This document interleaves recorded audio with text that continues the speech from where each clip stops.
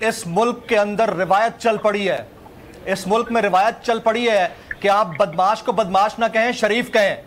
اس ملک میں روایت چل پڑی ہے کہ آپ چور کو چور نہ کہیں، شریف کہیں۔ اس ملک میں روایت چل پڑی ہے کہ آپ ڈاکو کو ڈاکو نہ کہیں، شریف کہیں۔ قوم کو آج بہت مبارک ہو، قوم کو مبارک ہو کہ آئین بالادست ہوا ہے، بڑی زبردست بات ہے۔ قوم کو مبارک ہو کہ منصفین کی ٹیبلز کے اوپر 25 لاکھ سے زائد کیسز کی فائلیں دیمک چاٹ چکی ہے، لیکن انصاف اور آئین بالادست ہوا۔ قوم کو مبارک ہو کہ اس نے ملک کی سالمیت اور خودداری کے اوپر امریکی غلامی کو ترجیح دی ہے۔ قوم کو مبارک ہو کہ ملک کا وزیر اعظم بغیر کسی چارج شیٹ کے ڈی تھرون ہوا ہے۔ ان کے ارد گرد موجود لوگوں کے اوپر ہوگی چارج شیٹ۔ عمران خان کے اوپر چارج شیٹ کیا ہے؟ میں رکھتا ہوں آپ کے سامنے، کیا وجہ ہے؟ عمران خان کے اوپر چارج شیٹ ہے کہ ہی از آنیسٹ ٹو دا کور، ایماندار ہے کور تک۔ ہوں گے ان کے ارد گرد بدماش 2 نمبر لوگ، لیکن ان کے اوپر ابھی تک کوئی چارج شیٹ نہیں ہے ایسی۔ اسلامو فوبیا کے اوپر کھل کے بولنے والا، یونائٹڈ جنرل اسمبلی سے لے کر یونائٹڈ نیشنز تک اسلامو فوبیا کے اگینسٹ ایک دن کو ریکگنائز کرانے والا، بھارت کی آنکھوں میں آنکھیں ڈال کر دیکھنے والا، کرپشن کا ان کے اوپر کوئی چارج نہیں ہے۔ ایک اکیلے عمران خان نے غلامی کی زنجیروں کو توڑ کر امریکہ کو آنکھوں میں آنکھیں ڈال کر للکارا ہے کوئی دوسرا؟ جہاں لوگ یہاں پر بیٹھ کر اپنی شرافت کا پرچار کرتے ہیں اور کہتے ہیں کہ بیگرز کانٹ بی چوزرز، وہاں ایک بندہ کہتا ہے کہ ہم کوئی کمی ہیں، ہم کوئی غلام ہیں کہ ہمیں جیسے آرڈرز دیتے چلے جاؤ گے ہم مانتے چلے جائیں گے۔ آنکھوں میں آنکھیں ڈال کر بھارت کو جواب دی ہے، کشمیر کے معاملے کے اوپر کھل کے بولا ہے۔ پچھلے 10 سال میں جس وقت اس ملک میں جس شخص کو اب آپ پریزیڈنٹ نامینیٹ کرنے جائیں گے، کشمیر کمیٹی کا چیئرمین ہونے کے باوجود ایک لفظ اپنے منہ سے نہیں بولا۔ عمران خان کے اوپر چارج شیٹ کیا ہے؟ کیا چارج شیٹ ہے کہ آپ کا FIA آٹومیٹکلی محرک ہو جاتا ہے اور متحرک ہو کر ملک کے ایئرپورٹس کے اوپر ایمرجنسی نافذ کر دیتا ہے، ECL میں نام ڈالنے کی کوشش کرتا ہے۔ آج ECL میں نام کس کا ڈالا جانا چاہیے تھا؟ آج ECL میں کس کا نام ڈالا جانا چاہیے؟ آج سے 2 دن بعد جس شخص کے اوپر فرد جرم عائد ہونے جا رہی ہے وہ آپ کے ملک کا پرائم منسٹر ہوگا۔ مبارک ہو اس قوم کو، آپ کا آئین بالادست، آپ کا پارلیمان بالادست، آپ کے ادارے بالادست۔ کوئی نہیں ایک شخص چلا گیا، کیا چلا گیا دیکھ لیں گے۔ بیک ٹو پرانا پاکستان، سن 2022 سے ریورس گیئر سن 2002 میں تو یہی کہوں گا۔ سر آئین بالادست ہے، میں اس میں کوئی دو رائے نہیں رکھتا، آئین سب سے پہلے بالادست ہے۔ لیکن سر ایک بات میں ایک مثال دوں گا جمیل بھائی آپ کو، ایک دیوار ہے، دیوار کو آپ کہیں کہ بھائی میں اس کو دھکا دے کے گرا دوں گا، آپ پوری طاقت کے ساتھ اس دیوار کو دھکا بھی دیں لیکن آپ اس کو 1 انچ بھی نہ ہلا سکیں، لیکن آپ کہیں کہ میں نے طاقت تو لگائی ہے۔ اصل پوائنٹ آف ویو میرا جو ہے، اقوام متحدہ کی جنرل اسمبلی میں آپ نے خطاب کیا، 100 سلام آپ کو، میں اس بات پہ کہہ رہا ہوں 100 سلام آپ کو، لیکن جناب حاصل کیا ہے؟ What is the result of it? Result کیا ہے؟ ریزلٹ یہ ہے کہ 134 سے 190 تک گیا ڈالر۔ سر پہلے آپ نے گندم ایکسپورٹ کر دی، پہلے آپ نے باہر بھیج دی، پھر آپ نے واپس لیا ہے، پھر چینی اچھا میں ایک بات بتاؤں جمیل بھائی، جو عمران، میں بھی بات یہ کر رہا تھا کہ خان صاحب کی پرسنالٹی سے متاثر ہو کے لوگوں نے ووٹ نہیں دیا۔ 2018 میں خان صاحب کے جو وعدے تھے، جو دعوے تھے، ان کی وجہ سے ووٹ دیا۔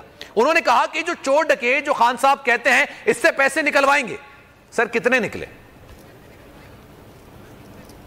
سلمان اگر آپ مجھے اجازت دیں تو میں کھل کر بات کر لوں۔ سر آپ کریں، عمران خان کی سب سے پہلی غلطی ایک کمپرومائز سیٹ اپ میں ایک گورنمنٹ کو قبول کرنا تھا۔ یہ میں کئی دفعہ کہہ چکا ہوں، انہیں اس کمپرومائز سیٹ اپ میں گورنمنٹ کو قبول ہی نہیں کرنا چاہیے تھا۔ ایک ایسا شخص جس نے 8 سال تک اسد عمر جیسے بندے کے اوپر اپنی سیاست کو، اپنے جلسوں کو، اپنے تمام تر جلوسوں کو گرمائے رکھا، 8 مہینے تک اس شخص کو نہیں چلا پایا۔ کس نے نہیں چلنے دیا؟ پوچھا جائے نا کہ یہ 2 جو ہرکارے ان کو نصیب کیے گئے کہ آپ ان سے اپنے وزارت خزانہ کو چلوائیں گے، کیا وہ ماضی میں نہیں چل رہے تھے؟ عمران خان صاحب کو اسی وقت سٹیپ ڈاؤن کر دینا چاہیے تھا، کہنا چاہیے تھا مجھے نہیں قبول یہ لوگ کیونکہ میرے منشور کے اوپر نہیں چلیں گے۔ کیا عمران خان اکانومسٹ ہے؟ Imran Khan foreign policy maker ہے؟ عمران خان انٹرنیشنل ریلیشنز کا ایکسپرٹ ہے؟ He is the prime minister of the country, جب تک تھا یا اگر ابھی ہیں تو وہ پرائم منسٹر کی حیثیت سے دیکھ رہے تھے۔ ملک کی پالیسیز کون ڈیسائیڈ کرتا ہے؟ ملک کی معیشت کے خزانوں کو چلانے کے ڈیسیژنز کہاں پر ہوتے ہیں؟ آپ اور ہم اندھے ہیں، ہمیں نہیں پتا، اور پھر کہتے ہیں کہ عمران خان 190 کا ڈالر کیوں لے کر گیا؟ ابھی آپ مجھے بتا دیجئے گا اگر 190 سے 160 پہ آگے دکھائے تو۔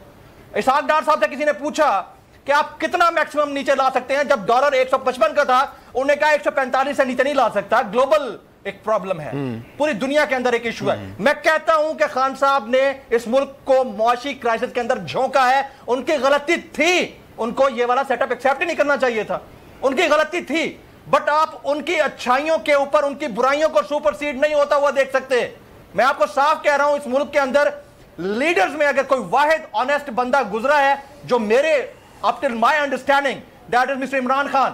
آپ باقی جتنے بھی آئیں گے یا گزرے ہیں ان کی ہسٹری چیک کر لیں, ان کا کریئر چیک کر لیں, ان کے اکاؤنٹس چیک کر لیں, ان کے کھاتے چیک کر لیں, آپ کو لگ پتا جائے گا.